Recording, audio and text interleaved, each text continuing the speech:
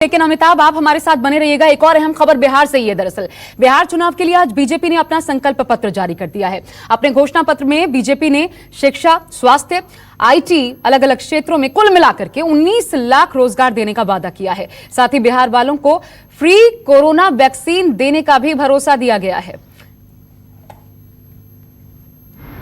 Medical, engineering और technology institutes Bihar में खोला जाएगा।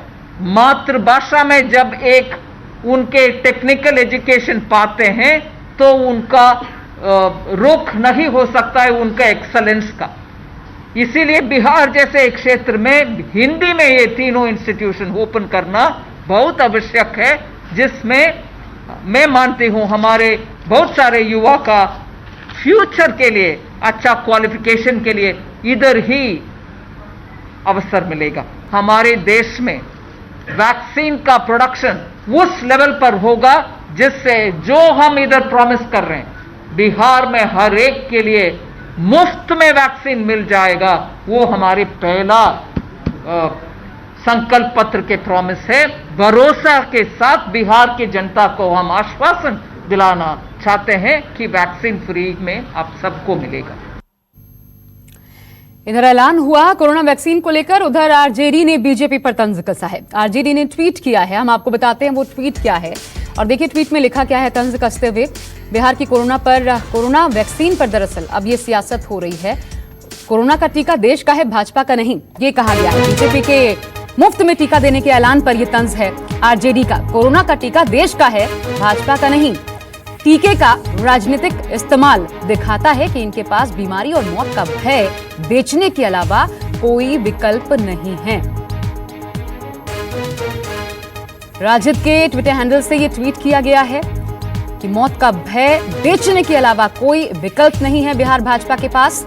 लेकिन आगे यह भी लिखा गया है कि बिहारी स्वाभिमानी हैं, चंद पैसों में अपने बच्चों का भविष्य नहीं बेचते।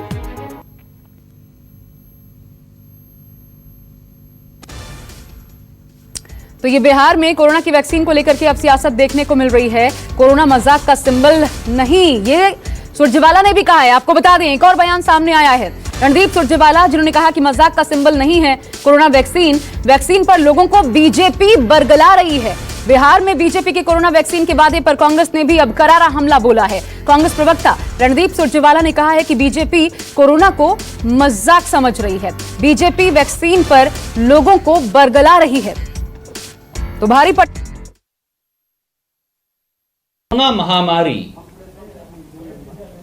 झूठ बोलने और देशवासियों और बिहार वासियों का मजाक उड़ाने का विषय नहीं हो सकता। मोदी जी ने तो राष्ट्र संबोधन में कह दिया कि अभी शायद 1 साल तक तो वैक्सीन आने की उम्मीद ही नहीं। और ये झूठों के सरदार बेशर्मी से यहां लोगों को बरगला रहे हैं। बिहार में कोरोना काल में हाल क्या हुआ? 1000 से ज्यादा लोगों की जान चली गई है। भाजपा बार बार झूठ बोलिए, जैसा नीतीश बाबू ने उन्हें बड़का झूठा पार्टी कहा था, पर कोरोना महामारी में देशवासियों और बिहार वासियों का मजाक मत उड़ाइए। अमिताभ ओझा लगातार हमारे साथ बने हुए हैं। अमिताभ, राजनीतिक पार्टियों के इन तंज से इतर मैं आपसे यह समझना चाहती हूं कि बिहार के लिए जो ऐलान हुआ है बीजेपी के संकल्प पत्र में, यह कितना पचने वाला है?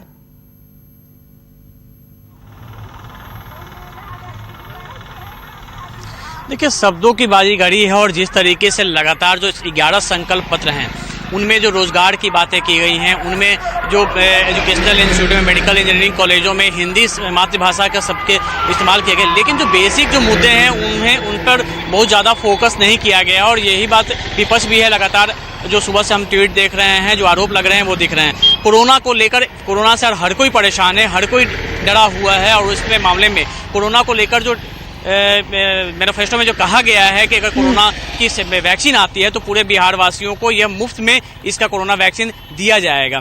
तो निश्चित तौर पे ये बातें जो पहले से भी प्रधानमंत्री कहते आ रहे हैं, बात होते रही है कि जब कोरोना वैक्सीन आएगा तो देशवासियों को मुहैया कराया जाएगा। तो इसको एक मुद्दा बनाने को लेकर जिस तरीके से लगातार आरजेडी के ट्विटर हैंडल से लगातार कई ट्वीट सामने आ रहे हैं। कांग्रेस ने भी ये इस मौके से नहीं चुका और अभी से कुछ देर के बाद 3 बजे करीब आरजेडी की प्रेस कॉन्फ्रेंस भी होने वाली है। इसी मुद्दे को लेकर वो अपनी बात भी रखेंगे कि किस तरीके से जो बीजेपी का जो घोषणा पत्र है उसमें, साथ ही आप देखेंगे कि लगातार कई ट्वीट ऐसे भी आए हैं जिसमें कहा गया है कि पहले जो घोषणा हुई थी, पिछले चुनाव के समय जो घोषणा हुई थी कि हम स्कूटर देंगे, पेट्रोल उसके साथ देंगे, वो घोषणाएं पूरी नहीं हो पाई हैं। इस बार भी बीजेपी की घोषणा पे बहुत ज्यादा जो विपक्ष है वो हमलावर है और उनका कहना है कि इस बार भी ये घोषणाएं पूरी नहीं होने वाली है। चलिए, आरजेडी के इस प्रेस कॉन्फ्रेंस में क्या होता है नजर बना के रखिएगा। फिलहाल शुक्रिया अमिताभ आपका।